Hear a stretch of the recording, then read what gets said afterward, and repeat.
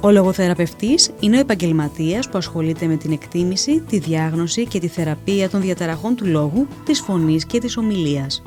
Το κομμάτι της λογοθεραπείας ανήκει στον τομέα της ψυχικής υγείας. Ασχολούμαστε με παιδιά που έχουν προβλήματα λόγου, προβλήματα άρθρωσης, προβλήματα ομιλίας, αλλά και με ενήλικες που αντιμετωπίζουν προβλήματα μετά από κάποιο εγκεφαλικό ή μετά από κάποια κρανιοεγκεφαλική κάκωση.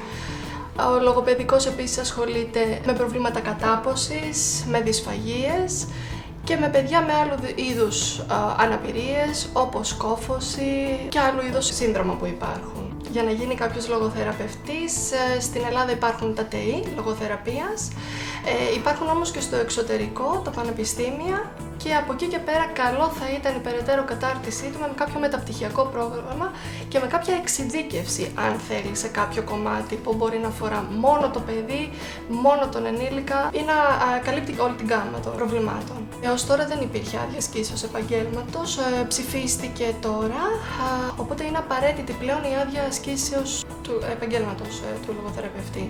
Οι δεξιότητες που χρειάζονται για να γίνει κάποιος λογοθεραπευτής είναι πρώτον να έχει πολύ υπομονή και αγάπη για το κομμάτι αυτό, είναι τελείως ανθρωπιστικό κομμάτι. Πνεύμα συνεργασίας, γιατί είναι απαραίτητη συνεργασία με όλες τις υπόλοιπες ειδικότητες τις περισσότερες φορές. Ο λογοθεραπευτής μπορεί να εργαστεί τόσο στο δημόσιο φορέα όσο και σε ιδιωτικό φορέα. Στο δημόσιο φορέα είναι απαραίτητος στα ΚΕΔΗ, στα ιατροπαιδαγωγικά κέντρα, αλλά και στα νοσοκομεία μέσα, προκειμένου να γίνουν οι αξιολογήσεις, οι διαγνώσεις των παιδιών. Στον ιδιωτικό φορέα μπορεί να έχει το δικό του γραφείο λογοθεραπείας ή σε κέντρο λογοθεραπείας. Επειδή οι γονείς είναι πολύ πλέον ευαισθητοποιημένοι για το κομμάτι παιδιού, οι εκπαιδευτικοί επίσης παροτρύνουν τους γονείς, είναι ευαισθητοποιημένοι και αυτοί.